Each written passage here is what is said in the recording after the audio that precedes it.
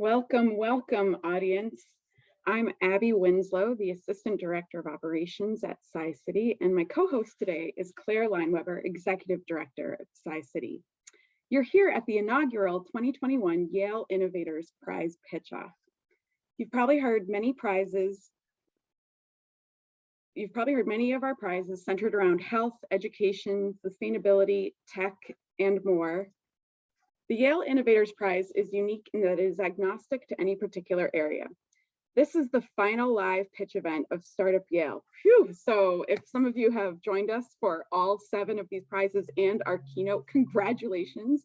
You're super attendees, we thank you.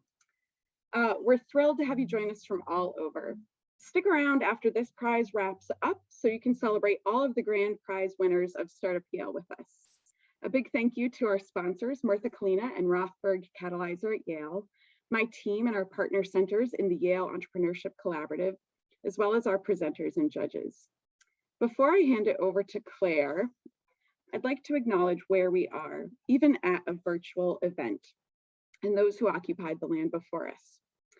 We acknowledge that Indigenous peoples and nations, including Mohegan, Mashantucket Pequot, Eastern Pequot, Schaghticoke, Golden Hill Paugussett, Niantic, and the Quinnipiac and other Algonquin-speaking peoples have stewarded through generations the lands and waterways of what is now the state of Connecticut. We honor and respect the enduring relationship that exists between these peoples and nations and this land. Thank you, Abby. I was actually thinking, as you mentioned, all the pitch sessions and the audience members who've stuck with us through so many of them over the last 2.5 days, that we should next year think about developing a badge or something that we can give to people who've come to every single one. It's been really wonderful hearing all of the pitches. So as we go into our final session, I wanted to say to our audience that in a few minutes, you'll be seeing 4 fantastic teams compete for the grand $15,000 prize awarded to the student-led for-profit or nonprofit startup that has the potential to produce the greatest impact, financially, socially, environmentally, or otherwise. Here today to help us select the winners, we have 5 incredible judges. Katrina Barlow, Vice President of Business Development and Strategy at Vox Media. Dan Kent, Senior Product Manager at Glassdoor. Diana Liu, Founder and President of Eric's Technologies. Miles Lassiter, Founding Partner of Purpose Built Ventures. And Alex Brown, partner at Epilogue Ventures and member of Hyde Park Angels. So each team will have 10 minutes to pitch, and then judges will have time for Q&A, 3 to 4 questions. After we've heard from all 4 finalists, the judges will deliberate to choose the prize winner. But the judges aren't the only ones who get to vote for the best team today. We are also asking our audience to choose their top team and award an Audience Choice Prize to the team this afternoon as well. We'll announce the grand prize winner as well as the Audience Choice winner online roughly 20 minutes after the last pitch is finished, so please stick around. A few action items for our audience today. Please write down your own questions for the venture teams. You'll be able to submit those to the entrepreneurs through the Q&A feature in Zoom while the judges are deliberating or throughout the sessions, whenever it's convenient for you. And also for the Audience Choice Award, the number of votes matters. So entrepreneurs and their supporters should invite friends and family to join the session to enjoy the pitches and ultimately to vote. Back to you, Abby. Thanks, Claire. And now we're ready for our first team to pitch. Females for Finance is a nonprofit that aims to bridge the gender inequalities in the financial industry. Take it away, Females for Finance.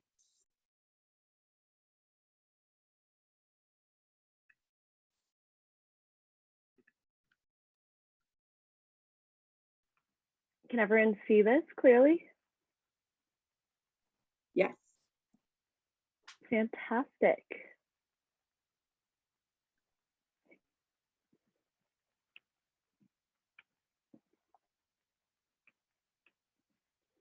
What comes to mind when you hear the word finance? It might be something like this, or maybe something like this. In short, a very male-dominated environment. But these perceptions from pop culture and media are actually rooted in fact. women make up substantially less positions in executive positions at finance companies, as low as 6% in private equity, and are far less likely to invest their assets, which leads to long-term wealth disparities between men and women.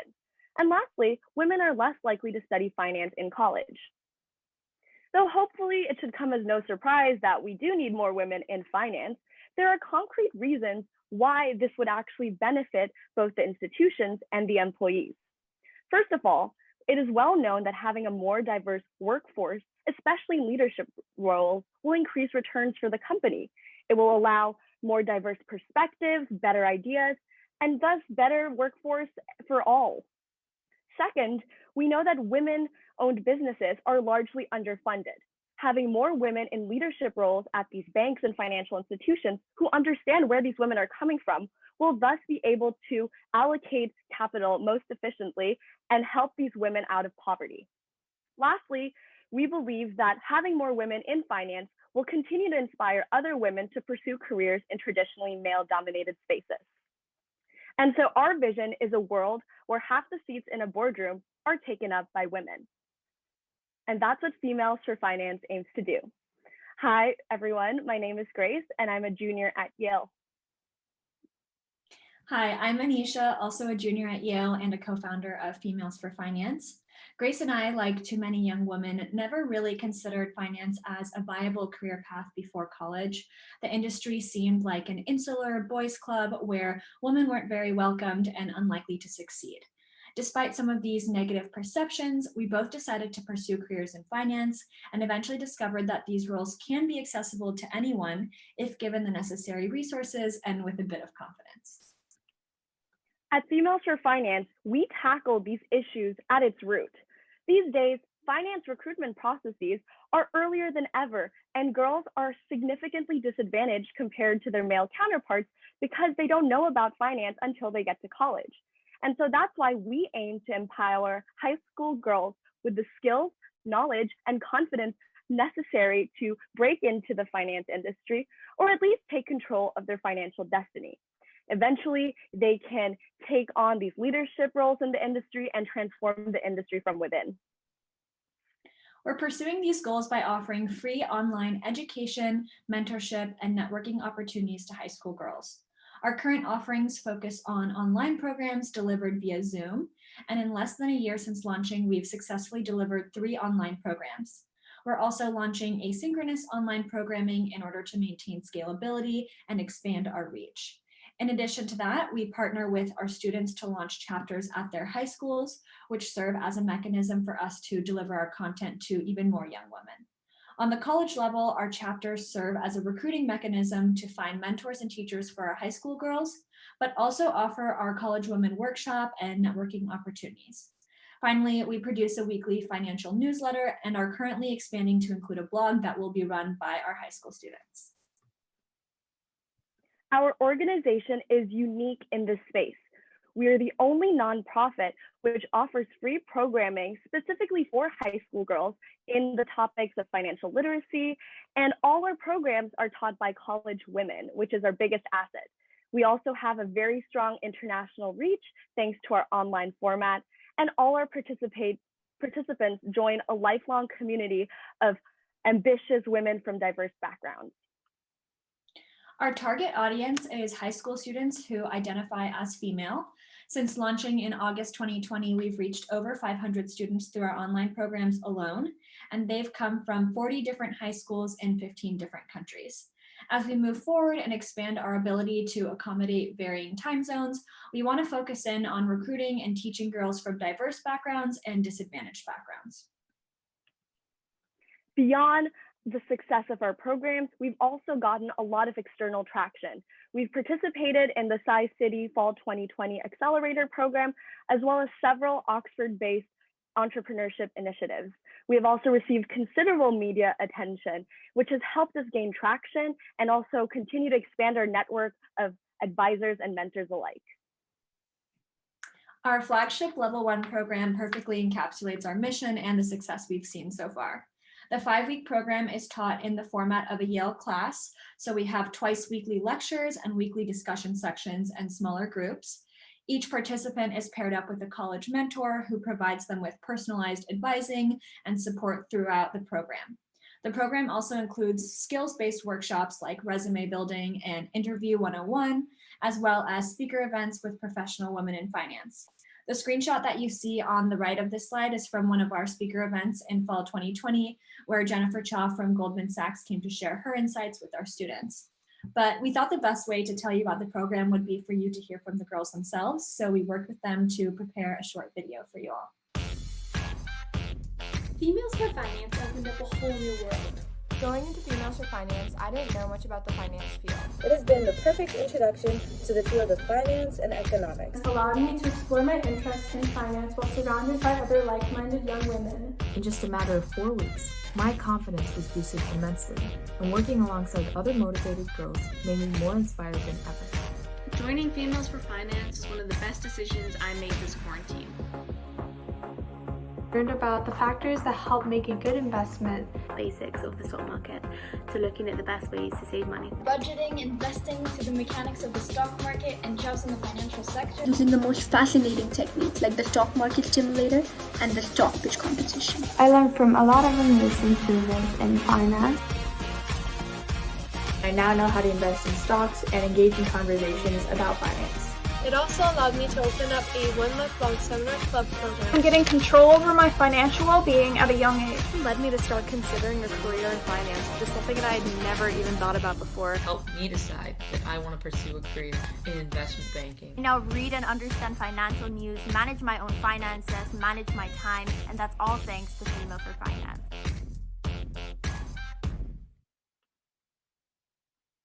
Hopefully hearing from the girls themselves is illustrative of the success we've seen thus far, but it definitely wouldn't be possible alone. We have several partners that help us achieve our goals.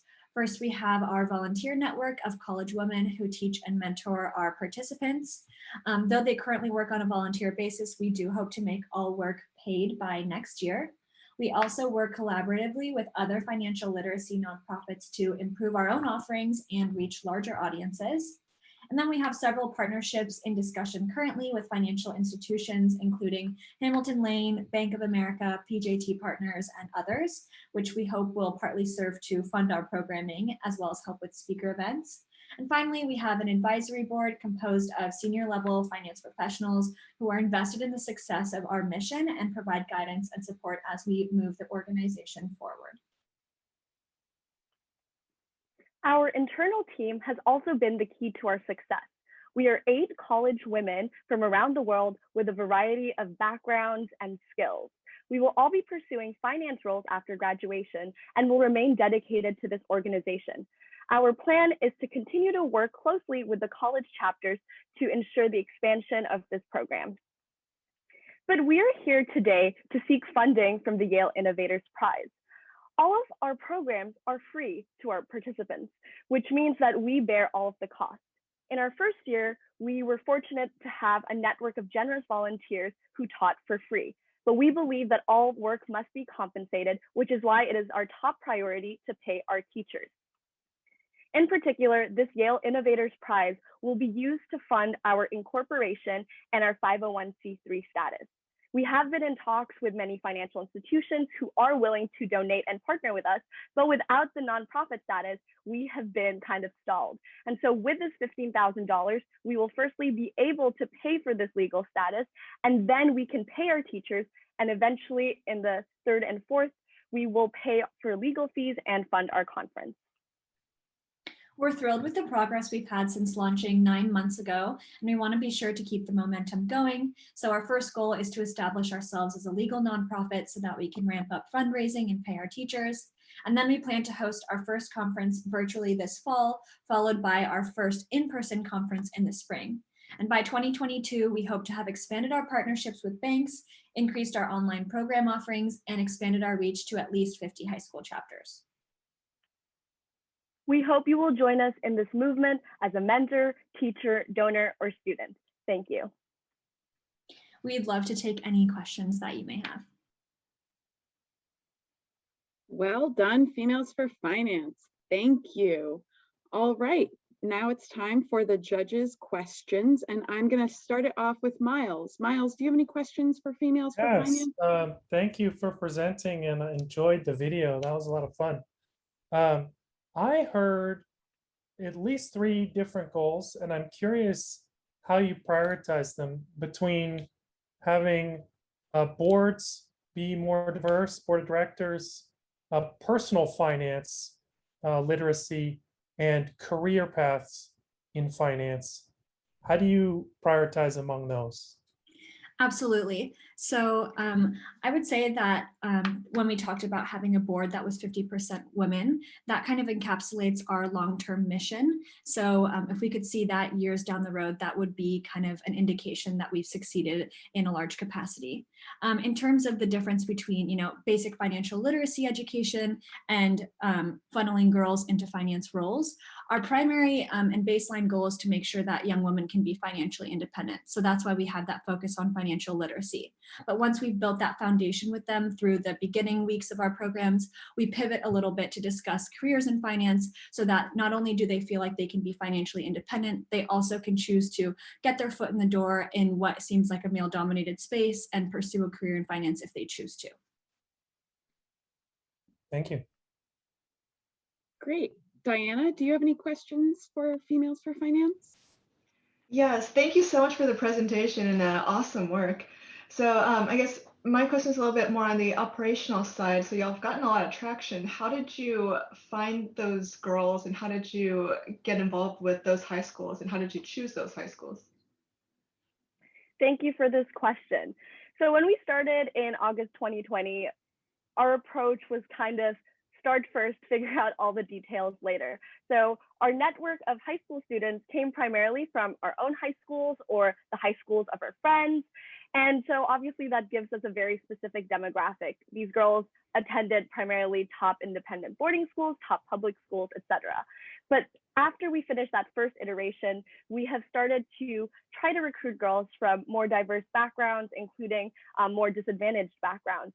And we have done this by speaking to other nonprofits that also offer similar types of services in financial literacy or in other educational programs to figure out the best way to disseminate the information about our program. And in the future, getting more diverse girls in the program is definitely a priority. Awesome, thank you.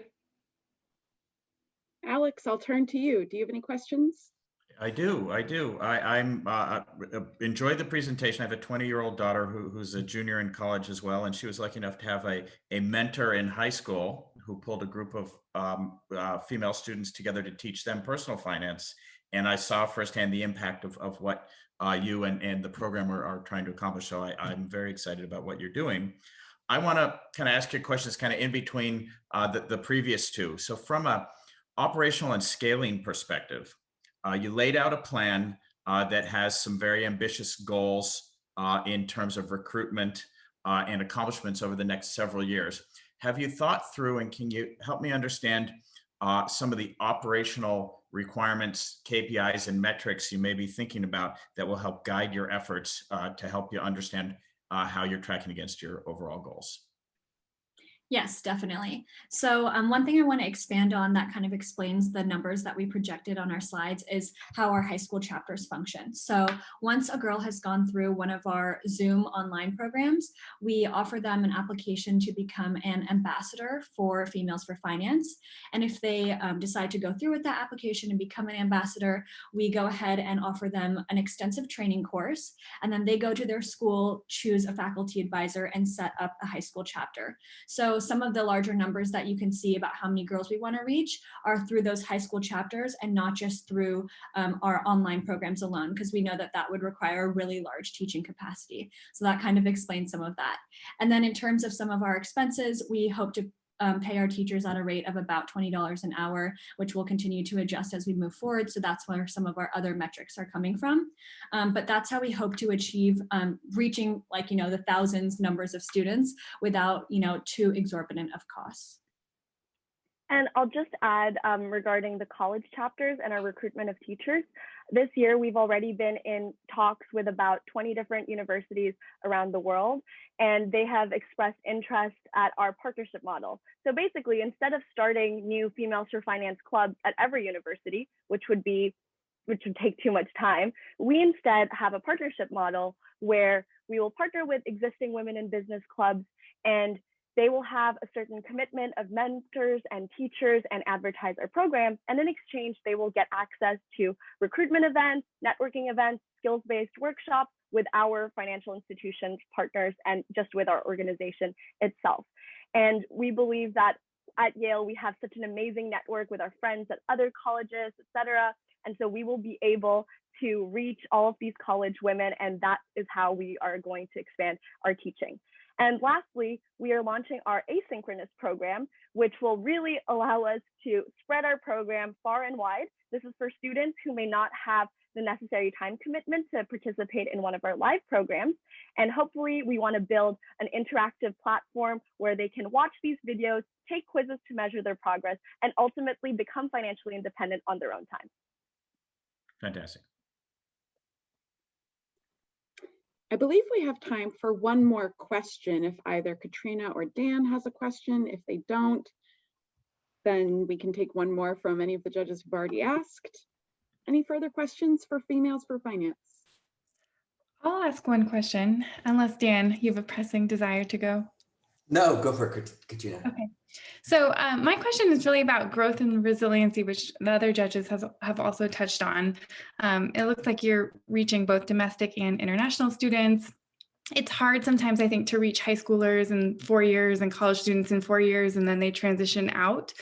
I'm kind of curious, like, what's going to be hardest for you to do in that? Like, it seems like it'll be hard to grow the chapters that you want and have them remain viable for a long period of time. Like, what is your path to do that?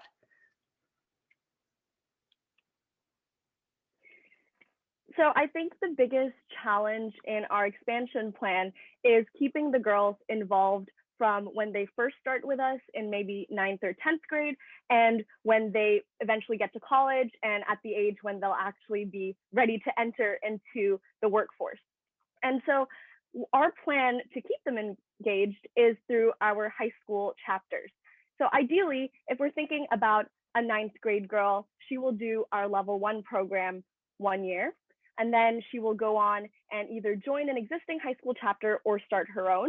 And at that high school chapter, she will be able to attend more workshops that we will offer in an ad hoc basis to our alumni community, or she will also teach these girls, run the podcast, run the blogs, and all the other activities you can do at the high school chapter. And then afterwards, we hope that she will be in touch with her Females for Finance mentor as she begins to think about college, about majors, about getting into finance. And then once we keep track of all of our mentors, and we send out like yearly, or maybe we will send out surveys every 6 months to see where they are.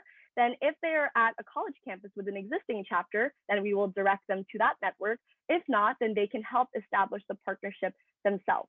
Once they enter the college ecosystem, we hope that these girls who went through our programming will then teach and mentor other girls, and then they will join our college programming to help them get into finance. And our ultimate goal is to partner with these banks to offer these girls exclusive pipelines or networking opportunities so that they may get those roles in finance.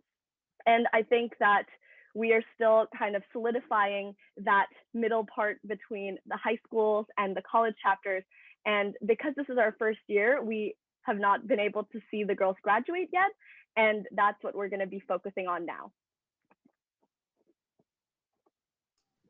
Great, thank you.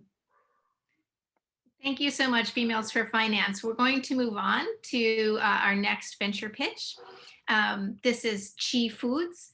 Chi Foods aims to bring traditional East Asian superfoods to the mainstream Western market, starting with beverages. Take it away, Chi Foods. Thank you so much, Claire. I think the current presentation needs to, yeah, thank you. Okay. All right, so hi everyone, my name is Tiffany Leong and I'm the founder of Chi Foods. We make traditional East Asian superfoods. So I'm Chinese American, and like many other Asian Americans, I grew up drinking all sorts of herbal soups and drinks my mom used to make for me every day. It was a ritual in my household and a staple part of my childhood. I grew up in Texas where none of my friends were eating these types of foods, and I used to call them witch's brew. And I really didn't appreciate them until about 6 years ago when I was going through some health challenges. I tried a lot of crazy things to heal until one day I found myself making the same herbal soups and drinks my mom used to make for me.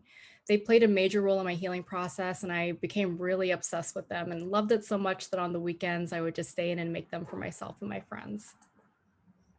At the same time, all my friends were freaking out about different superfoods like bone broth and turmeric lattes, and it made me wonder why I didn't see the superfoods that I grew up with on store shelves. I realized you wouldn't even know that these foods existed unless you were one, Asian, or two, lived next to a Chinatown. And even then, when you walk into one of these Asian grocery stores, it's just really overwhelming if you don't know the language, and there's definitely no instructions around the recipes. So what has really prevented this Asian herb category from entering the US market, despite this food as medicine movement that we're seeing right now? So one, there's negative stigmas around traditional Chinese medicine, also known as TCM. It's not really well understood. There's also regulatory challenges and kind of issues around safe and ethical sourcing, as well as cultural barriers. So right now there might be products on the market that are inauthentic, made by people for people who may not have, the right cultural context. And this really needs to be introduced and created by someone who understands both Western and Eastern worlds. And our generation is best to do this. So we have a really huge opportunity here. In 2018, the World Health Organization recognized traditional Chinese medicine in its global medical report, making the global Asian herb market a $40 billion industry that's growing 10% year over year. Next, responsible sourcing demanded by consumers have really forced suppliers and farmers to grow organic and test their herbs rigorously. And last, but certainly not least, what we're seeing right now is a huge cultural movement, especially with the recent Stop Asian Hate movement. Our community has really come together and is now stronger than ever, and this is a really important time. So Asian Americans represent both worlds, and we're ready to share and bring these two worlds together. So that's why I founded Chi Foods. Our mission is to make East Asian superfoods more accessible to the Western market. There are over 11,000 superfoods that have been used for thousands of years in East Asia, but people don't know about them just yet here. We're really excited to introduce our first product line, which is in the form of a delicious, naturally sweet and refreshing, ready to drink East Asian superfood tea. Our first three flavors are jujube, hawthorn, and chrysanthemum, which are staple healthy foods in Asian diets. And traditionally, they've been used for many things, including immunity, heart health, and its detoxifying properties. And while we are very careful not to make any direct health claims, these functional kind of claims are substantiated by medical journals, medical professionals, and we even underwent a rigorous nutritional analysis as a last step. We also source from what we found to be the highest quality Asian herb importer in the US, and we're proud that we use organic ingredients with no pesticides, and we never use sulfur as processing. So a little bit more about our beverages. They're made with whole herbs. We don't use any preservatives or artificial sweeteners, and they're also shelf stable of a year, making logistics and transportation easier and less costly. Some testimonials include, it tastes just like my childhood, and I feel like so much good is happening to my body right now. And we also want to point out that we strive to be a mission-driven organization where we'll be donating 1% of our proceeds to organizations that we care about, first starting with Feeding America and the Asian Youth Liberty. So the timing for Chi Foods is spot on. We're all trying to be healthier these days, especially with COVID. And the functional food market is $150 billion in the US, 43 billion of which are US superfoods. And based on a bottoms-up analysis, we believe that our opportunities today is $3 billion. We also want to point out that we represent the fastest growing racial group in the US. Asian Americans grew 72% in population the last 15 years, and they're the group with the largest purchasing power of $1 trillion in the US. While we're not exclusively targeting Asian Americans, you can just really see the impact Asian Americans have had on Western culture. Just think about things like bubble tea, Crazy Rich Asians, and acupuncture, and we really just view this as the beginning. So we recognize that food and beverage is a very crowded and competitive space, but right now there's currently no beverage in the US that's both healthy and features Asian superfoods. Asian beverages imported from Asia right now are only found in Chinese supermarkets, and they're filled with sugar and additives. And we certainly have not seen jujube or hawthorn drinks in the US. So broadly, we really view our competitors in two different categories. One, millennial superfood brands that focus on kind of the generic and well-known superfoods like matcha and cacao. And then two, the traditional Chinese herbal companies or pharmacies that sell raw Asian herbs. So we really view ourselves as a brand that brings the best of both of these worlds together. A little bit more about myself. I have 6 years of experience in food and agriculture private equity. I also have experience in investment banking in the natural resources sector, and also spent part of my summer last year in venture capital and impact investing. I'm currently completing my MBA at SOM and will be working on Chi Foods full-time when I graduate in a few weeks, which is really exciting. And I've been really lucky to have a really amazing team of Yale students working with me, as well as a really amazing set of mentors and advisors that I couldn't fit all on this one page. But the few that I want to call out today are Dr. Young-Chi Chang, who is a Yale School of Medicine professor, as well as founder of a Chinese medicine cancer therapeutics company, and Dennis Ring, who's an SOM alum who founded Whole Foods 365. And I have to give a shout out to my mom as well, who taught me how to make these recipes.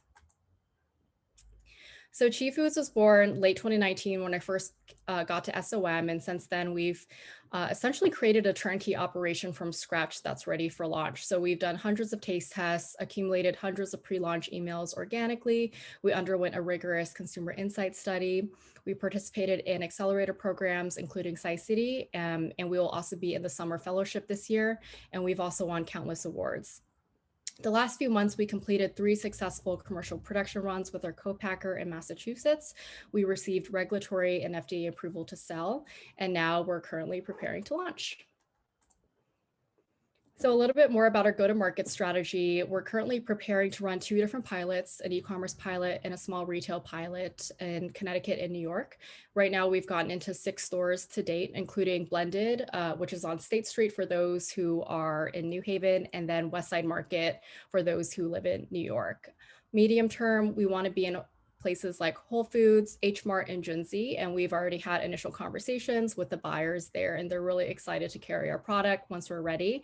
And then long term, we really want to grow to be a national brand. We'll be selling our beverages for $3.99 to $5.99 in retail and $30 online in 6-pack bundles. This is based on a rigorous pricing study, consumer interviews, and also conversations with retail buyers. For comparison, kombucha retails for $3.50 to $4 per bottle, while kind of the high-end adaptogenic functional beverages like CBD can cost upwards of $8 per bottle. Our gross margins right now are 34%. And we'll be expanding to around 50% in a few years as we scale, and this is based on quotes from our current suppliers. So the Yale Innovator Award will be really crucial for us to hit our launch goals these next 2 months and really help kind of fund our retail and e-commerce pilots. We've already received commitments from retailers, and our commercial products are ready to sell. So this award will be really important for us to hit our milestones to launch and really allow us to press go on this business that we've built and serve as a bridge for us until our fundraise this summer. So beverages is the beginning. Our plan is to expand to include several product lines such as ingredients, snacks, soup kits, broths, and desserts to really fill this large white space between Asian and Western healthy food products on shelves. So we're so excited for you to join us on this journey to becoming the premier East Asian superfood brand in the US. If we weren't in a pandemic right now, everyone would have a bottle to try, but please feel free to reach out if you'd like for me to send samples afterwards. Otherwise, keep an eye out for us in the next month online and on shelves. Last note, personally, this has been such an amazing journey for me. So thank you so much to Yale and SOM for all the support and resources these past 2 years. Thanks so much, and really looking forward to hearing your questions. Okay, a round of virtual applause for Tiffany. Thanks so much, Tiffany. I'm pretty sure I remember you as one of the first students I heard pitch at Yale, and it was probably early fall of 2019 at a pitch slam. And I think you might have had the beverages in a mason jar. You were, experimenting with the formulation. So it's amazing to see the progress you've made so far. Really, really impressive. Okay, judges, I am going to call on you as before. At this time, we will start with Katrina. Katrina, do you have any questions for Tiffany? Yes, thank you for the presentation. Tiffany, can you go through your supply chain a little bit? Would love to know a little bit more about where you're supplying ingredients, where you're brewing your drinks, where you're bottling. Just want to better understand the process today. Absolutely. So we are currently bottling at a facility in Massachusetts, and they have bottled kind of different herbal products, and they're kind of, that's kind of their specialty. I don't know if you guys know Gold Thread. They bottle for Gold Thread. They're in Target and all over the Northeast right now. So we really kind of trust them to do that. Our suppliers on the ingredient side, we're working with what we found to be the highest quality kind of Asian herb supplier in the US. We've talked to pretty much every single one, and it's surprising how kind of unsophisticated, or a lot don't kind of provide the basic certifications that a supplier should provide. So we're really proud to be kind of working with this supplier on the West Coast that tests extensively their products and source their products from the most kind of nutrient-rich regions in China and Taiwan, which is really important. That actually affects the quality as well as the health benefits of the herbs.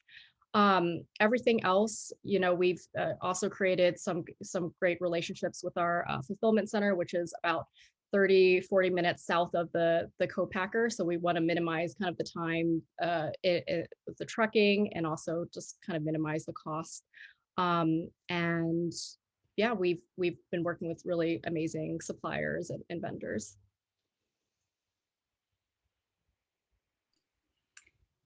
Thanks.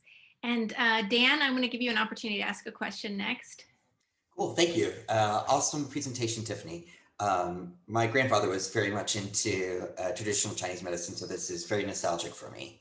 I guess I had a question for you, particularly since you're focusing on two different channels for distribution. One is, of course, the retail, the other direct to consumer. I was wondering if you might be able to speak to a little bit of customer acquisition, particularly for the direct to consumer. I saw you in some of your financials, you mentioned brand ambassadors, but was wondering if you could dive into that a little bit more. Thanks. Sure, absolutely. So we're going to be starting kind of with kind of majority D2C, just to kind of build our digital marketing presence and build a community. And then kind of we're running a retail pilot at the same time to just ensure the right retail channels that we're going for before we try to gain scale with distributors. But for the D2C side, yeah, there's a lot of things out in the market. So I think kind of one of the biggest challenges will be customer acquisition and customer education. So we really want to kind of build our community, and we want to do that by working with the right kind of brand partners and micro influencers. So we will be launching an ambassador program where they'll be getting a 10% commission, and then the code gives their followers 10% off. And we've already have like a list of 100 kind of influencers that we want to work with. Some of them are our friends, and want to make sure that we're working with people that also have the credibility and kind of know the space. So someone like Zoe Gong, who is really big in the traditional Chinese medicine space, it would be great to partner with her. And then, Instagram and Facebook ads have a really low conversion. So, we'll do a little bit of that just to understand the customer acquisition cost, but we really want to focus on kind of the guerrilla marketing tactics and, to supplement kind of the Google Analytics and Google AdWords. So that's, doing lots of taste tests throughout New York this summer, once I think hopefully the pandemic will be a little bit better. And, I joked to my Gen Z interns that they need to make us TikTok famous, but it's kind of half joking, where, we need to get viral somehow on social media. And then, working with also the right kind of medical partners to help us put together infographics and the education for our customers.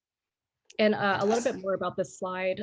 So we're starting with kind of Asian Americans as our target consumer, as well as the health conscious millennial male and females who kind of already maybe understand the space a little bit better or are already eating different superfoods like reishi mushrooms or, kind of turmerics and all that. Thank you very much. Thanks, Tiffany. Miles, did you have any questions for Tiffany? I have two things just to confirm. I think I understand this US oriented brand. You're not thinking of going beyond that, but please let me know. And then I was also just wanting to confirm, I think you said shelf stable, so no cold chain required. But just want to make sure I understood those two things. Thank you. Absolutely. Yeah. So to answer the cold chain, yeah, we formulated to be shelf stable, so they last a year. And we've already kind of tested our first batch, which was made in October. Still tastes fantastic. We got regulatory approval to kind of produce with the production method and our ingredients to be shelf stable. So that's all great. So no cold storage, which makes life a lot easier. And also your first question was, sorry. US focus. Okay, yeah, US focus. So yeah, right now we do want to just focus on the US, just kind of tackle one thing at a time. So we'll be starting on the retail side in the Northeast, and then we have plans to expand to the West Coast where there's a huge Asian population and kind of health conscious population, as well as Texas. So we kind of mapped out where our target demographic is. So we are just focusing on US the next few years, but international isn't out of the question. We know our friends in Canada really want it, so. Thanks, Tiffany. We do have some time for additional questions. Alex or Diana, do you have any questions for Tiffany? Sure. So Tiffany, great presentation. This is a very compelling space that you're tackling. I'm curious. I suspect your pilots over the next period of time are going to go very well, and you're rapidly going to get to that next phase of the development of the organization. And you talked a little bit about your retail and distribution strategy, right? So H Mart, Whole Foods, Amazon, obviously very competitive space there to win to win in that battle. Talk to me a little about how you are differentiating and how you believe you are going to find success burrowing into some of the larger players like that. Absolutely. So aside from customer acquisition, recognizing that distribution will be very challenging. Luckily, we have an amazing set of advisors helping with that, including Dennis Rank, who I mentioned earlier, who launched Whole Foods 365 and who is kind of my into Whole Foods, and that's how I've gotten into contact with the buyers. I think, what's really differentiated about us versus some of the stuff on shelves is there's just really nothing like that. I get asked the question a lot, like, what are you going to replace? And it's, there's really, aside from Brooklyn Crafted, which is inauthentic, and we've actually done kind of taste tests comparisons within 95% of our taste test customers or participants preferred our drinks over them. So just talking to buyers, already I've kind of spent the last 3 weeks schlepping product all over New York and talking to buyers and face to face. And a lot of them are like, wow, this like tastes great. It's differentiated packaging. It will stand out on shelves. So I think there's already been some really good indication that buyers really like it. And I think kind of having the evidence of the trial and making sure that the traction is in line with the benchmarks that each retailer is setting. Hopefully that will be some good indication to larger distributors that we can do well. And we've already kind of have the distributors, especially in New York, kind of set the ones that we want to talk to, including Rainforest. It's a huge beverage distributor in the Northeast. So recognizing it'll be challenging, but we have a plan of attack. Terrific. Thank you. Okay, thank you. And Abby, over to you.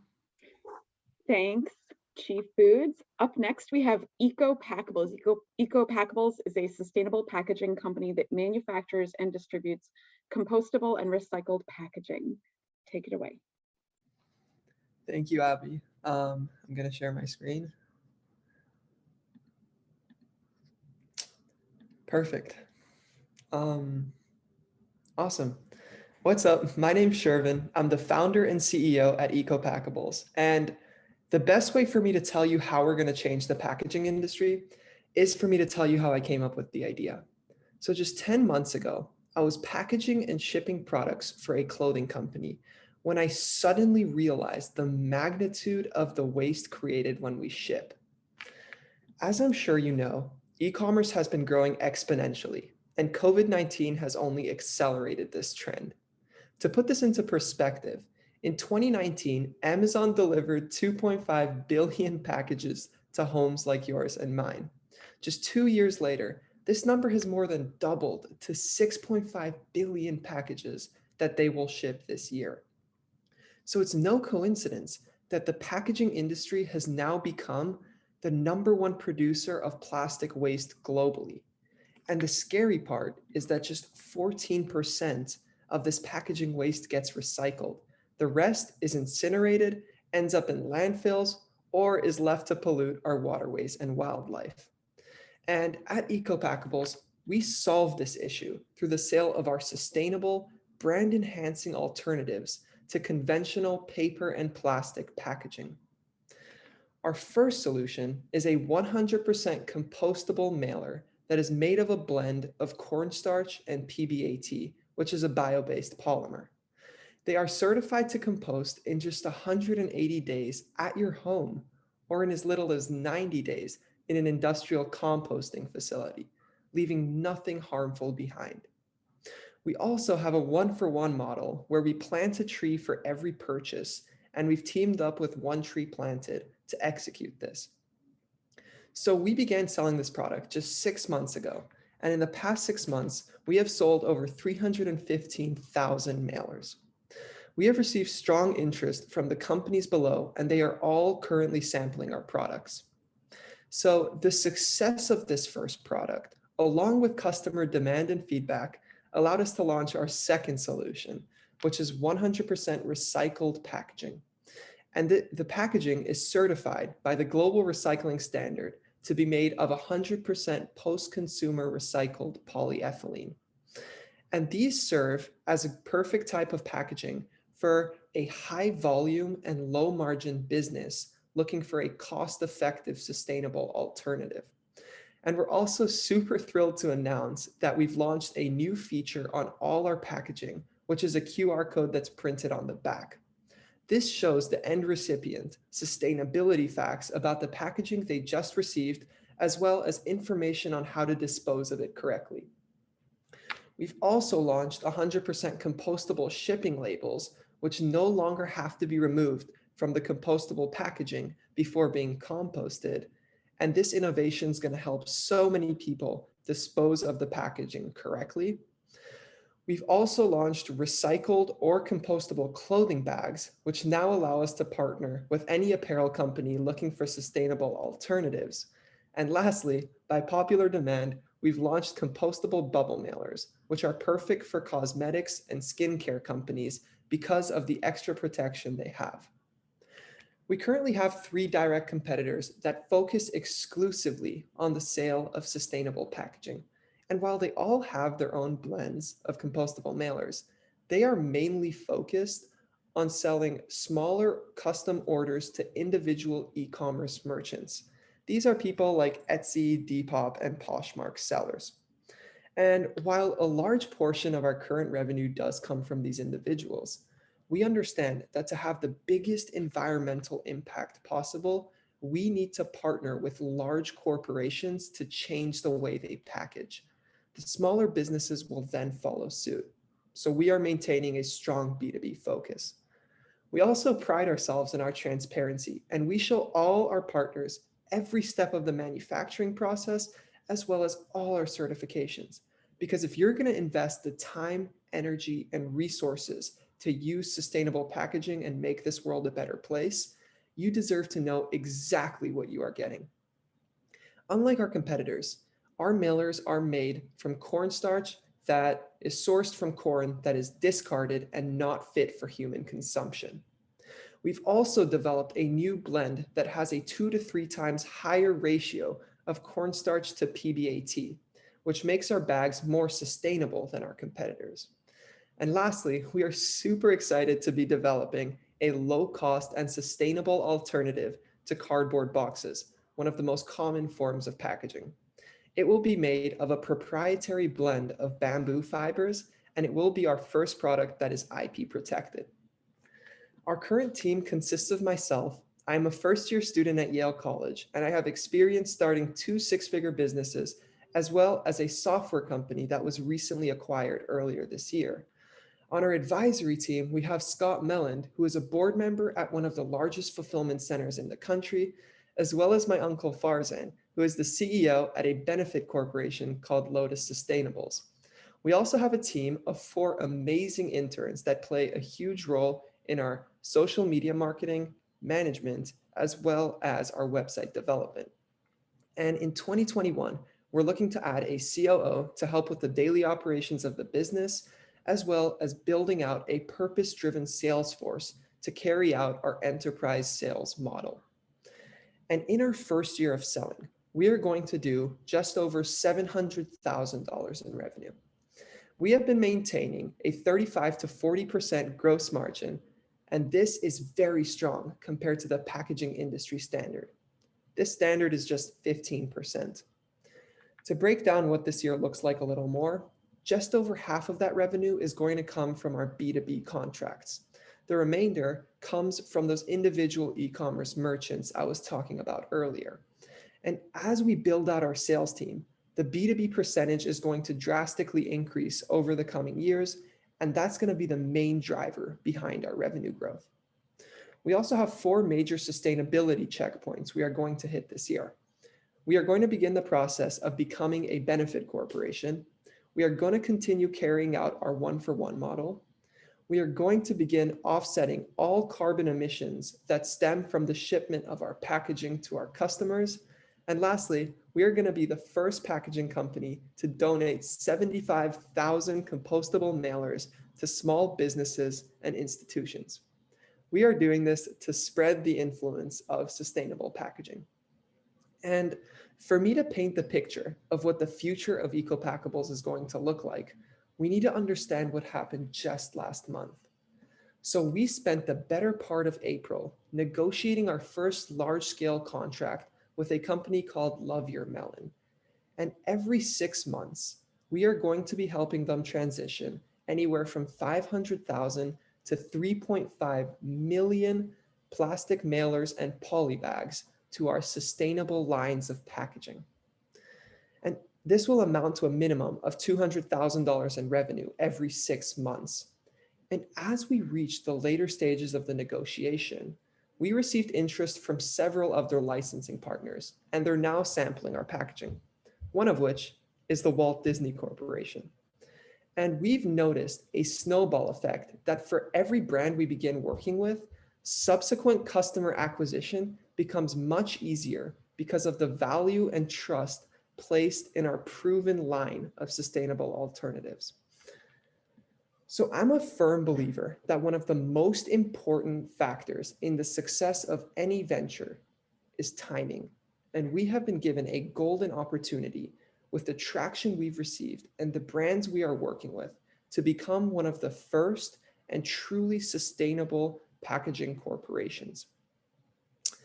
And packaging's a very capital intensive business, and we need the innovators' help to onboard our purpose-driven sales team as soon as possible. They will help us execute the time-sensitive contracts we currently have in our pipeline, as well as building out new relationships with new clients.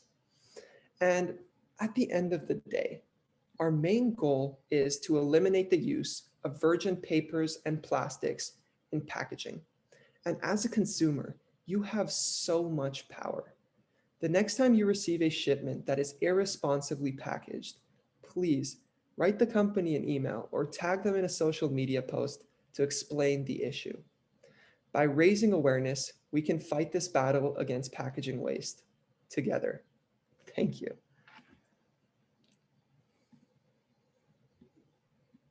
All right. Well done, EcoPackables. Diana, I'm going to ask you if you have any questions. Sure, thank you. This is absolutely incredible work, and kudos to you for everything you've accomplished.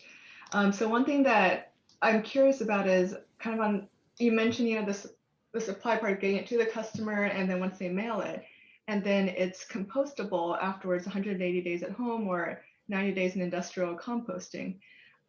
considering so many people who do get delivery are in cities and often without locations to actually compost, and you have recycling, but I think a lot of people ignore that anyway. What do you see as how you kind of push them to dispose of this correctly to kind of finish off that chain? This is a great question. Also, thank you for your kind words, Diana. So we introduced, first we understand that one of the main factors is, unfortunately, not everyone has a composting bin. And we really, really encourage everyone here to get a home composting bin. But unfortunately, not everyone is going to be able to compost these mailers. So we came up with the QR code solution so that, because part of this battle is education, so that the end consumer knows to actually compost this. And also, if they end up just disposing it, throwing it out, and it ends up in a landfill, it will still fully biodegrade in 1.5 to 2 years. So, and it also still leaves nothing harmful behind. So this means that our mailers also have a shelf life, which is why we suggest that all our companies order less than 1 year's worth of inventory. And so far that has been going perfectly fine. Awesome, thank you. Of course. All right, Alex, do you have any questions for EcoPackables? No, great presentation, super compelling opportunity, but I am going to stand pat for the moment. Thank you. Great. How about you, Katrina? I have a question. So I think I saw on your competitor list, you were the only US-based one on the grid. Why has no one else seized this opportunity? This is a very new opportunity. So compostable mailers just began to rise on the market a year to a year and a half ago. And I founded EcoPackables just 10 months ago. So 2 of our competitors are based in Australia, and one of them is based in China. So Australia has been doing very well because they are ahead of the curve. And what I mean by based is that the vast majority of their team are focused on one market and are located in one market. So we are very well positioned for local distribution as well as specializing in the US market before we expand globally. So that is the benefit of being US based. And at the moment we are the first one, and we are looking to build on this momentum that we have to solidify ourselves as the leading brand. Great. All right, we have time for more questions. So if Dan or Miles have a question for EcoPackables. Sure, I'll go. Thanks, Abby. Thanks, Shervin. I guess I have a question for you. Could you talk to me a little bit more about what is your long-term competitive differentiation, particularly in light of larger paper product companies that perhaps have more capital to deploy in the long run? This is a great question. And so my current answer to this is we are always looking to find new innovative alternatives to our current packaging. And that's why we are working on the bamboo packaging that should be our first that can be IP protected. Now, apart from that, we have been given a big opportunity with some of the largest corporations that we've been working with to capitalize on them and become one of the leading brands. So when we become that brand, we will be able to maintain premium pricing. And one of our current factors that really helps us and raises the barrier to entry is our ability to sell on Amazon. So we move very large quantities on Amazon, much larger than any of our competitors. And it requires a very significant capital investment, but thankfully we can sell through these mailers. So we can negotiate very, very effective pricing on the packaging we receive. Now, obviously, we don't want to be in the business of competing for pricing. So that's why we are looking to build out the sales team as soon as possible and just push forward and work with as many brands as possible. Thanks. Of course. Miles, we still have time if you have a question. No, I think mine got answered about landfill, what happens, and then why now. So, okay. All right. So I think we're ready for our last team. Claire? Thanks. That was great to hear the pitch. And yes, we're ready to move on to the final team, Team Energetic. So everybody get energized. Energetic developed a game that is a self-contained introduction to the low carbon energy transition. So if you want to share your screen and get started when you're ready. Yeah, thank you. I think Archie will share. All right, fantastic. Hello, I'm Julian. I'm a junior at Yale and the lead designer of Energetic Digital. I'm joined by Theo and Archie, who both graduated in 2018. We'll be talking to you about Energetic, which is an educational game where players work together to build a zero carbon energy system for New York City. So our mission is part education, part advocacy, and part fun. This project that came out of our work with City Atlas, an organization that educates the public about climate change and the energy transition. It began as a very simple board game, but has now evolved into what we believe to be the best tool for anyone and everyone to understand and advocate for meeting our climate goals.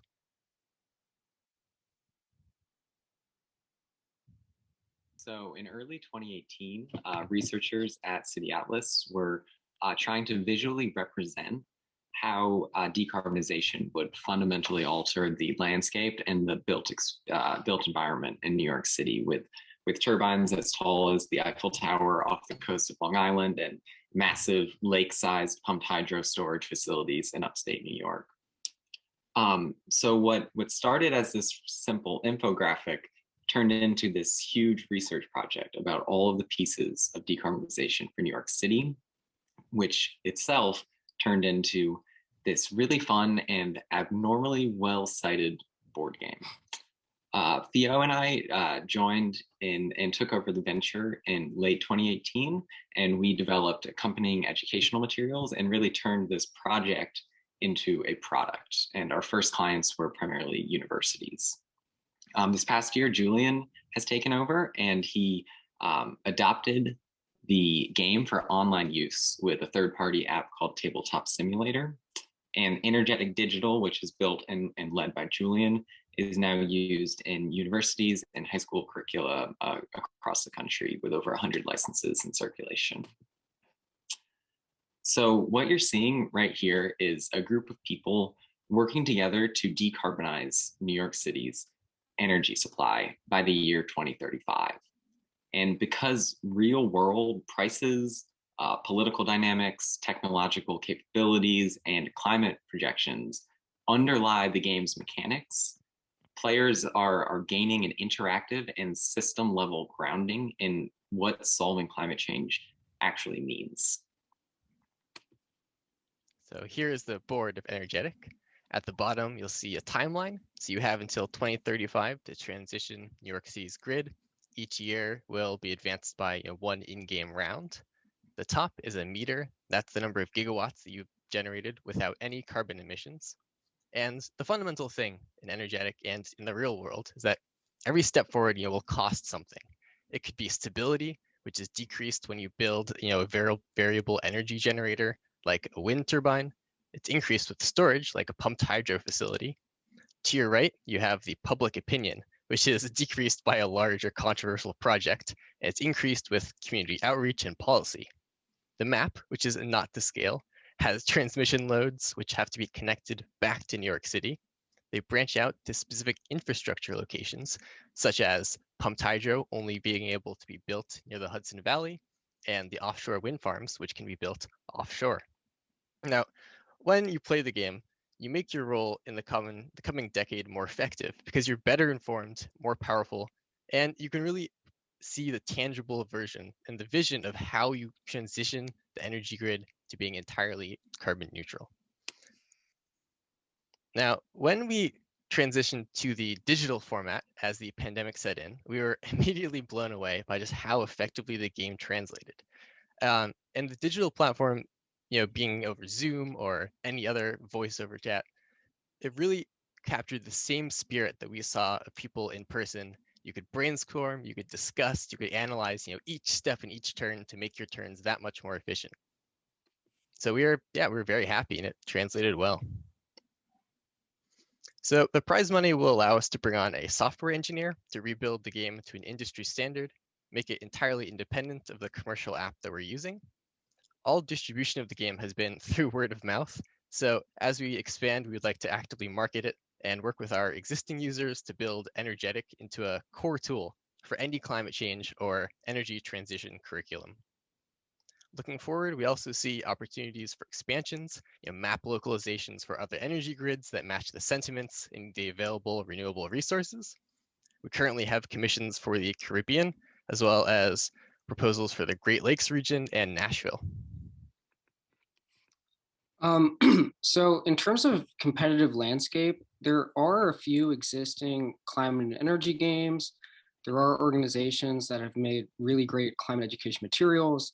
And there's also very good interactive models that are available for people to kind of, figure out what different decarbonization pathways could look like. However, Energetic combines all three of those into one unified product.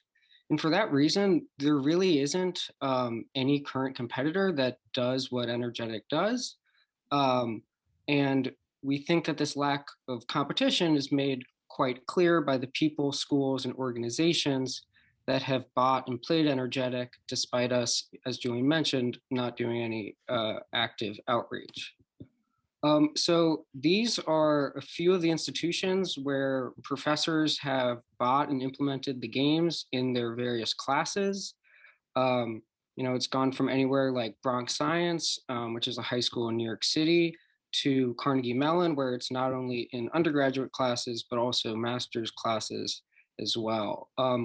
Also, many of these professors in schools who were initially clients have now kind of turned into partners and want us to build expanded versions and custom versions of the game for their own settings. So that game in the Great Lakes region is a partnership with the researcher at Carnegie Mellon, and also the University of Virgin Islands wants us to build a version for them. And it's not just been educational institutions, but it's also been other types of organizations and corporations as well. So, we've had researchers at the Boston Consulting Group buy games, researchers at FERC, Con Edison, et cetera. And, we think that this really shows that, Energetic is so robust that, the target demographic is not only current students, but actual practitioners as well. So before and after our virtual sessions at the Bronx High this spring, we asked students several questions relating to their climate literacy, including how well they understood the process of energy transition over these next few years. So we saw direct, measurable changes in their responses after even just a single playthrough, and that matched the similar results that we saw from the physical game. After playing the game, this is what the teacher at Bronx Science had to say. "Thank you so much for putting this together. It's what education should and could be." And it's true, like as a game, it is fun. I'm a gamer and I love it. As climate advocacy and as an educational tool, it really combines all three in a way that we haven't seen before. So this is our team, which like Julian was alluding to, has a mix of climate advocates, wonky energy researchers, and hardcore board gamers. Julian is like we mentioned, leading Energetic Digital, which is what these funds would be used for. And we also have some amazing advisors on the right. Dr. Yaramillo from Carnegie Mellon is one of the lead authors of the IPCC reports. And we also have representatives from people with connections to the UK government and the UN's environmental programs. So our business model is pretty straightforward. We have a teaching program that can also be distributed as a retail board game. In a 2 to 3 hour session, players learn about the climate crisis. They understand the dynamics of grid stability, power distribution, public cooperation, and report being able to more confidently describe the energy transition and the key steps that will have to be taken in the next 10 to 15 years. Fundamentally, it's an educational system. We expect our largest market to be high schools and colleges. We haven't fully researched how large our base is, but by extrapolating the success just based on word of mouth, which is a half dozen universities at between $400 and $800 per class, we expect a yearly market of over 1 million. And the educational games themselves are a massive market, including interactive media. It's over $3.5 billion in 2018, projected to expand to over $24 billion by 2024. Now, Energetic models the real world. Because this, we'd like to license it as a subscription and release updates as the technologies, cost, and the public attitude towards climate changes. The primary barrier to our energy transition is not finance or technology, but it's public buy-in and their willingness. So we have the customers, the results, and a scalable business model, and the ability to deliver impact in large volume. By building the climate and energy literacy, we hope to help change the public dialogue, increase the odds of adequate climate policy, and inform the thousands of social decisions and priorities needed even in just the next 10 years. So thank you, and we'll take any questions. Thanks, Team Energetic. That was great, and we will definitely move on to questions now. Dan, can you kick us off with any questions or comments for Energetic? Going first. Awesome presentation. Thanks, gentlemen. Was wondering if you could talk to me a little bit about so you mentioned that your customer consists of potentially a number of different target populations, institutions, as well as individual consumers, and that you said that your primary means of acquisition is word of mouth. How, recognizing that it still might be a little early on, how do you envision creating sort of a sustainable customer acquisition model? I just want to clarify, so far it has been through word of mouth. We have not launched in a aggressive marketing way. So everything that we've gotten now has been, for example, Twitch streams or people tweeting about it or just seeing the game being played at Yale, which is how I got on board. In the future, as a educational tool, we think the best way is by using the professors and partners who have already implemented it. So, for example, having one educator at the Bronx High has already led to 2 or 3 other local high schools who have either heard about it or been interested in the game. We hope to, as part of a educational tool, build the guidelines that enable educators to get the most out of the game. And by pitching that to universities or other educational settings, we believe that's their best way to get large classes and to reach the most people. Thank you. Miles, do you have a question for the team? Yeah, I think I heard you say a projected revenue of $1 million a year. And in some of the materials you presented, you had a cost estimate for the game development for further investment in electronic. And I'd be curious how you're thinking about how much you're investing compared to the revenue coming back, and how to perhaps improve that ratio. For sure, yeah. So at the moment, a single subscription of the game, which is enough for a classroom's use, has been between $400 and $800. And this is just for our prototype, so we're not, we're not selling sorry, I didn't mean like the price. I didn't mean the price to the customer. I was asking about your costs to do further game development. Sorry if I wasn't clear. Oh, for sure. Yeah. So we have the IP and the assets for the game complete. It is a functional game. However, it's built off of a third-party platform that does the sort of server maintenance and logging and networking for us. So our initial investment here would be towards getting it entirely on our own platform. From there, none of the actual platform or logic changes. Each expansion for different areas would simply change in-game factors such as the size of the map or grids, and we expect those costs to be fairly low as we're just iterating and updating to keep up with the current policies.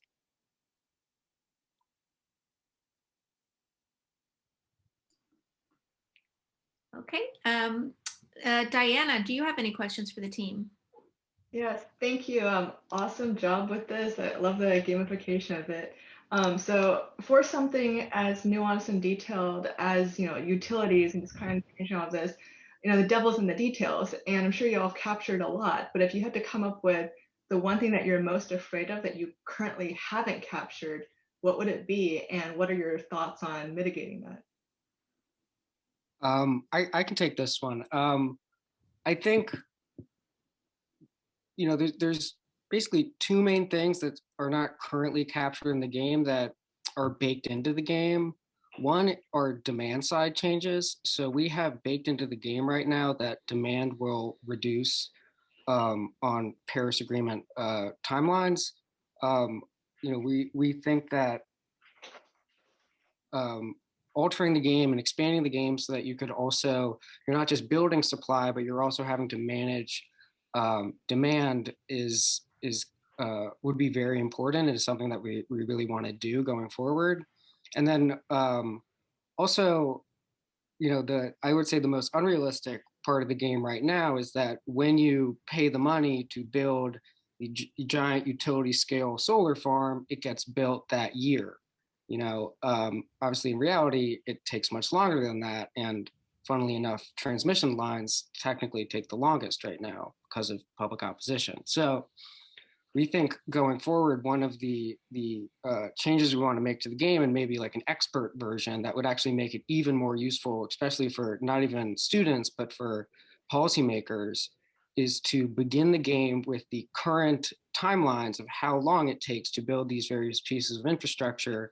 And then, because part of the game, we have policies that you can pass and research that you can do to change some of the variables. And so to be able to pass policies both across the board, but also to do actions aimed at the specific infrastructure, right? So the longer of a transmission line that you're building, the longer it would take, the more expensive it would be. And so for a longer transmission line, you would maybe do more targeted community engagement throughout, and you could do it earlier, whatever. We could really have a lot of fun dynamics by adding a realistic time. Right. And just to add on to that really quickly, I think we've all been a little surprised by how well the game applies to people from totally different backgrounds. We've had, 12-year-olds play it and get a lot out of it. We've had postdocs play it and also get a lot out of it. But I think that there is an opportunity, like Theo was alluding to customize different levels of the game for different populations. So that's also something we're considering in the future. That's awesome. Thank you. I think we probably have time for one more question. I don't know, Alex or Katrina, if you have a question for the team. Sure. So appreciate the presentation. I'm a big gamer myself, and so really love the direction you guys are going. I'd like to kind of camp onto what Miles was asking about. He was wondering about some of the cost side of the equations. I'd like to understand a bit more about the revenue side, since at the end of the day, in my humble experience, revenue solves all problems. So Julian, you mentioned this is a subscription-based approach. I'd like to understand a little bit more about how those subscriptions are structured today, understanding you're currently serving primarily an institutional base, and that as you go through your technology transition, I would imagine you're thinking about expanding that beyond to some other groups or individuals. How will your subscription scheme and pricing change as you continue to address that broader market? Sure. So to be honest, as an individual, we don't expect the average person to be as enticed by accuracy as an educational institution. So the primary purpose of structuring this as a subscription is that educators know the content they're getting is accurate. It simulates the current policies, the current sentiment, and it will always be updated and available.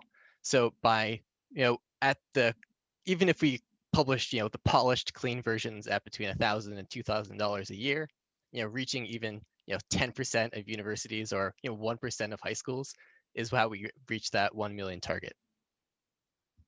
For the individual, right? I'm not not expecting them to be the primary purchaser of a subscription-based service. We could even make it cheaper or free for the average person if they were interested as just an educational, something to play around with. Terrific. Thank you. Thank you, Team Energetic. That wraps up our pitches. I'm going to hand it back to my colleague, Abby. Thank you, Claire, and thank you, presenters. Thank you, judges. That was amazing. At this time, I'm going to ask all of our finalists and judges to unmute yourselves and just give a big round of applause to the presenters. So thank you, guys. Yay, virtual applause. All right, so at this time, the judges are going to be magically whisked off to deliberation land. And Claire and I are going to stick around. We're probably going to field some audience Q&A for you guys, the finalists, to answer. I have a ton of questions already. So yeah, judges, you should be receiving a link from Cassie in the Zoom chat. You will leave this webinar, follow that. Cassie will take really good care of you. Finalists and audience, you're going to be stuck with me. On top of doing Q&A, we're also going to launch the Audience Choice Award poll. So get ready. Why don't we start with the poll? At this time, will my colleague Sean launch our Audience Choice poll? And I'm so sorry, finalists, you will not be able to vote for yourselves in this poll. We've turned it off. But it's a battle for $500. So ask your friends and family to join the webinar and vote for you. Okay, while the audience is voting, I'm going to queue up the first question for the audience, which comes from, I see a lot of you guys already answered some of the audience questions. All right. We're going to re-ask them for the benefit of anybody who didn't get to hear them. So from Yi, I think this is for Tiffany. Can you speak more about your branding strategy? Is there another context you can see your drinks outside of superfoods? If you want to give us a quick answer, that'd be great.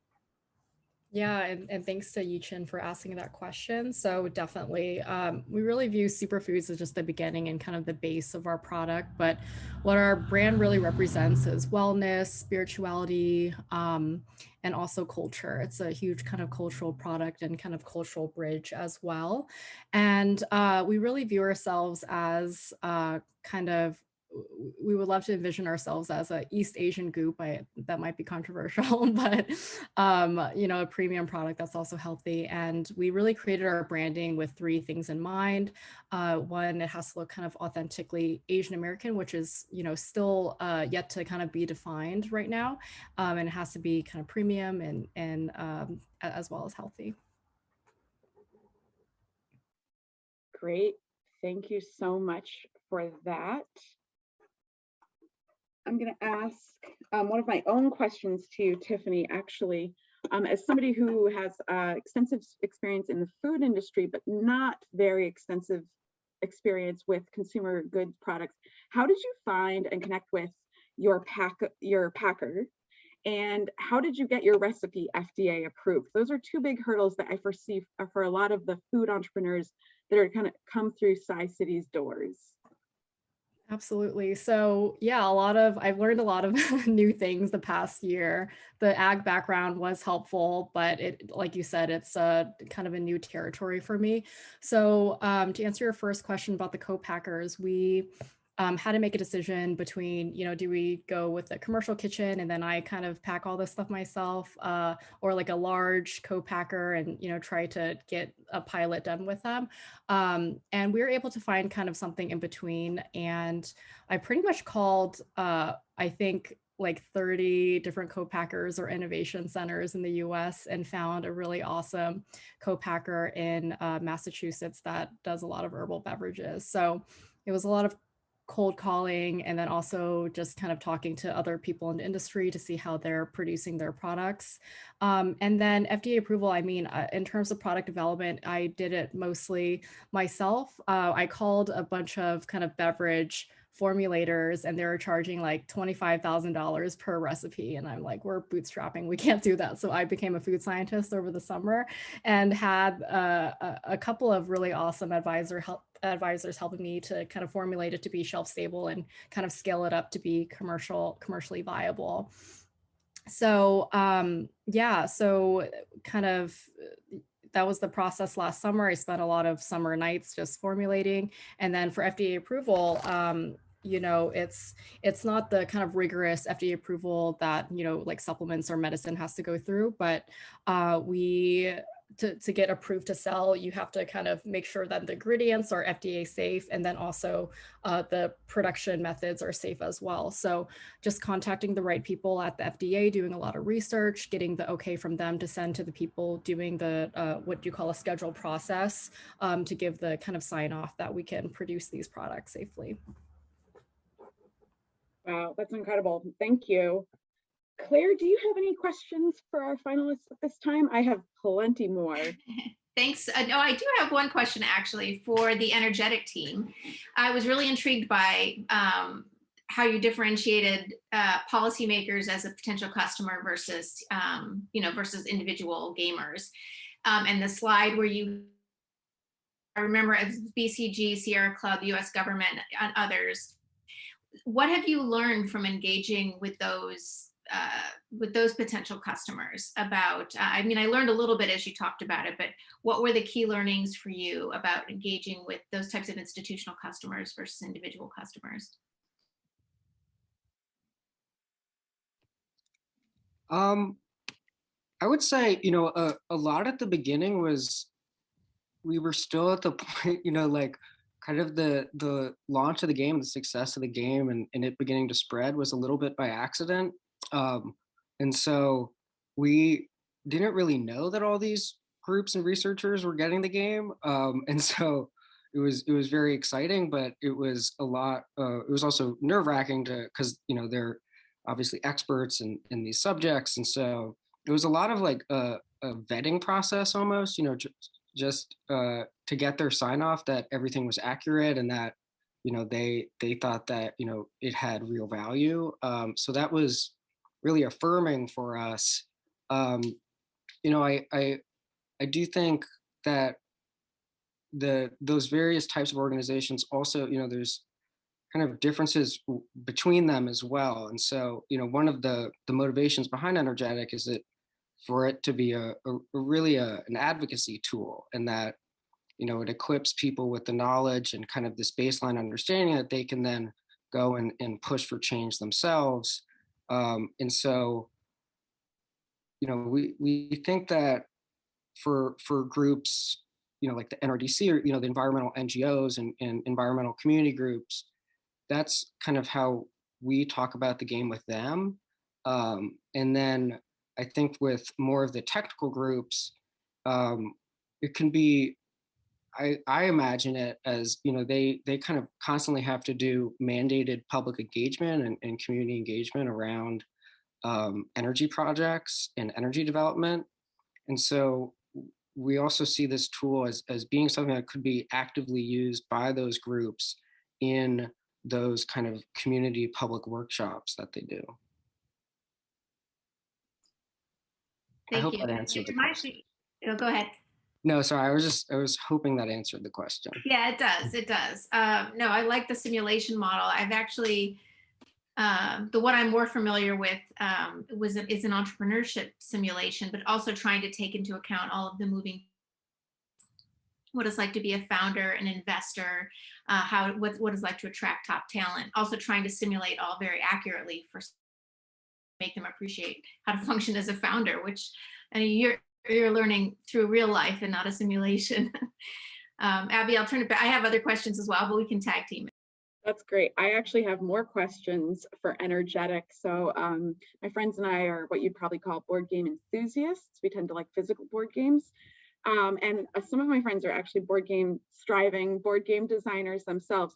What has the feedback been from that community? I know that it sounds like you're marketing towards educational institutions, but I mean, if you could, you know, gather the success of Pandemic or Catan or whatever, would you go in that direction? And what has the feedback been like so far from board game nerds?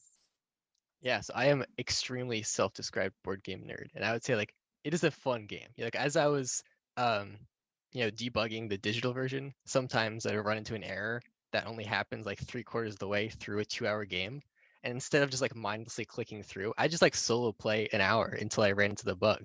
And it's fun, if you like solving puzzles and you like, you're trying to hit that like maximum efficiency, trying to like slot in one more solar panel before the election, or like definitely not building, a huge nuclear plant right before, and just tanking your popularity. So all of that I think appeals a lot, especially pandemic. It's a really good, I would say it's certainly not equivalent, but they're very similar in that you're working together.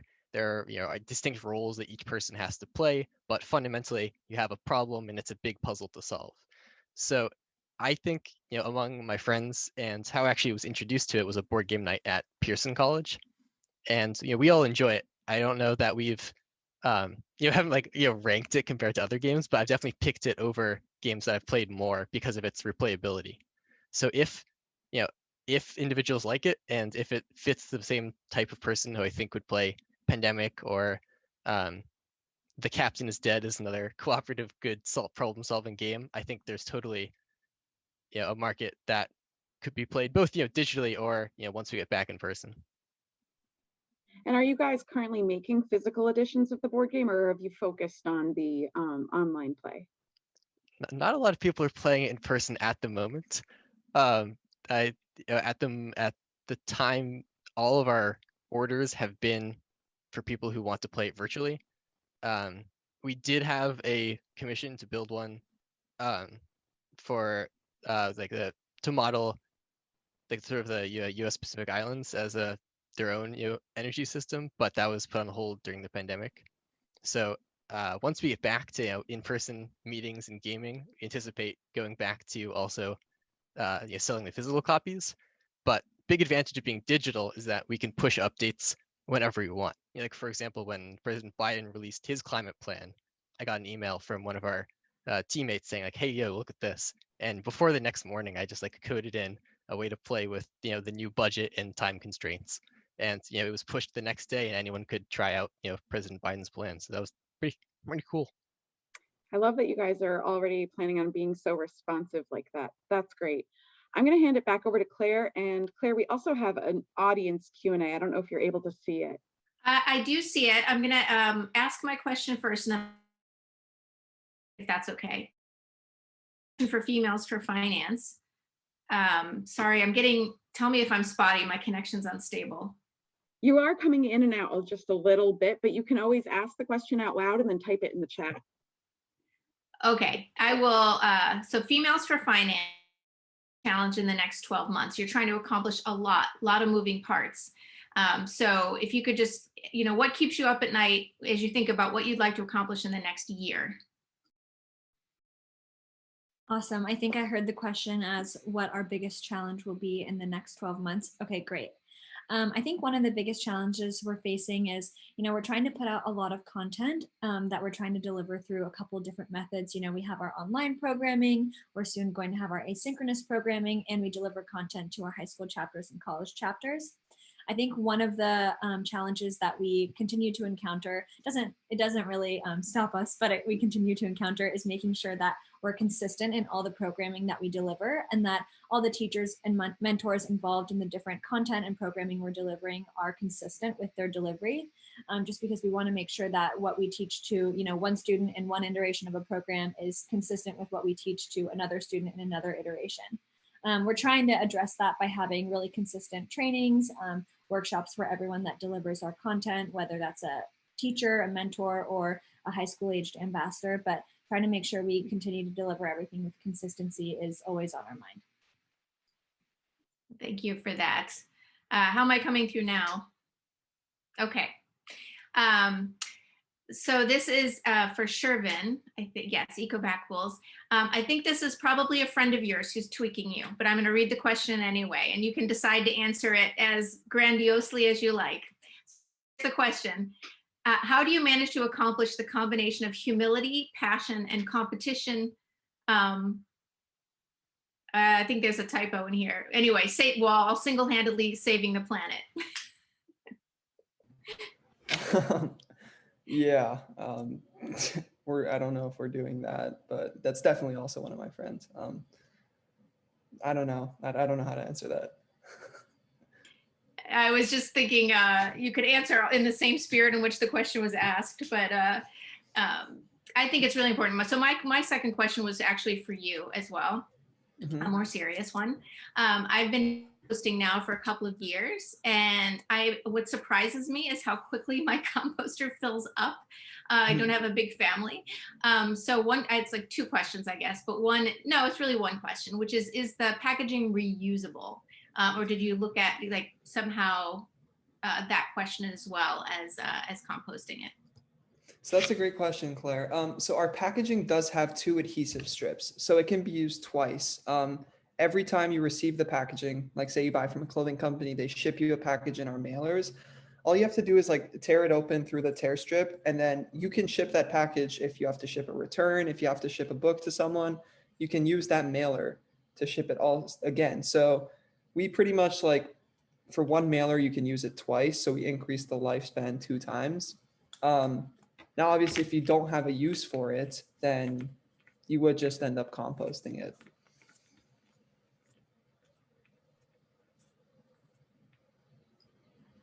Abby, did I see judges popping in? Cassie is back. Wow, Right. that's amazing. At this time, we're going to close the poll. All right. So, audience, bear with us while we do a little bit of housekeeping.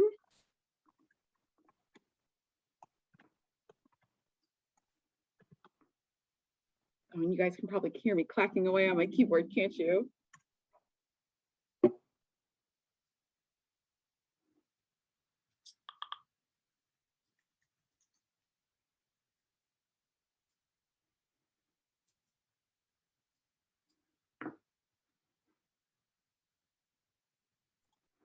At this time, Cassie should be communicating the judge's desires to Claire. Audience, thank you so much for your thoughtful questions. Finalists, feel free to pop into the Q&A and type out any answers that you didn't get to answer live with us. Now, audience, before we can announce the winner of the poll,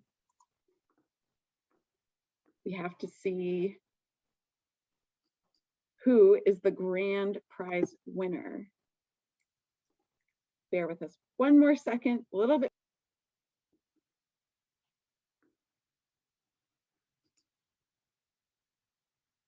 All right, are you ready for me to announce the winners? Okay, everybody.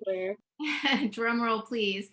So the judges completed their deliberations, but before we make the announcement, I want to thank everybody who's engaged. So the teams who shared their innovation ideas with us today, and actually in the last few days, to the judges for their insights and questions, and to the centers who were deeply engaged in this Startup Yale process. So Tsai CITY, Innovate Health Yale, Dwight Hall, and Center for Business and the Environment at Yale.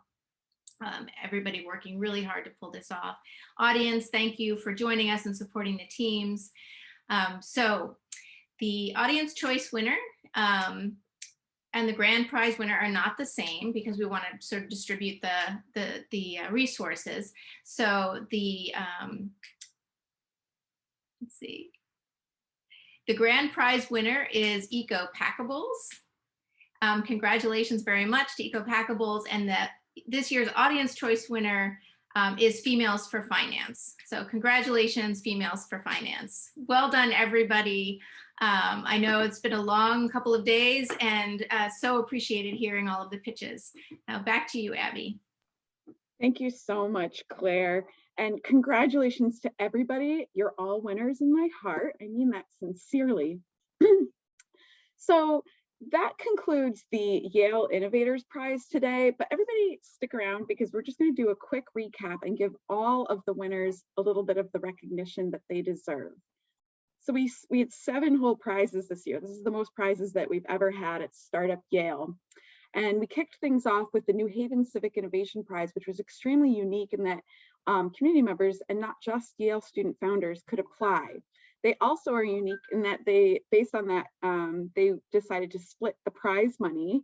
So Project Lighten Up, I believe, Project Lighten Up was awarded $7,000 at the New Haven Civic Innovation Prize, and Law Text was awarded $3,000. Project Lighten Up is using environmental design to improve safety in our New Haven community, and Law Text is aiding immigration The next prize that we had, let's see if my memory can get the order of these right, was the Rita Wilson Prize, in which Mindful Kala won the grand prize. Oh, and I should also share that at New Haven Civic Innovation, Collab was the Audience Choice Prize there, and Accelerator, kind of similar to Tsai CITY, but based in the New Haven community. At Rita Wilson, Mindful Kala was actually, there are a couple prizes where Audience Choice was able to win even if they won grand prize, that was up to the judging panel in that case. So Mindful Kala won both the grand prize and the Audience Choice Award. Next, we had the Thorn Prize, which Spring again swept both prizes because the judging panel decided that they weren't going to distribute the wealth, but operate on a democratic system. This morning, we had the Rothberg Catalyzer Prize. And forgive me, we did not fill in the winners. Matt, if you're here, you want to shout out those winners really quickly? Yeah, so we had, for Audience Choice, we had Mobile Memory, and the grand prize winner was Recore Medical. Thank you so much, Matt, for stepping up. And after Rothberg, we had the Sabin Prize, in which Ecopackables won. Congratulations, you guys. Wow, that is incredible. And Schutz was the Audience Choice winner. So that's it. We'll share those winners publicly on the startup.yale.edu website. Thanks again to our sponsors, Murtha Kalina Attorneys at Law and the Rothberg Catalyzer, for supporting our teams with their services and funding to make Startup Yale a success.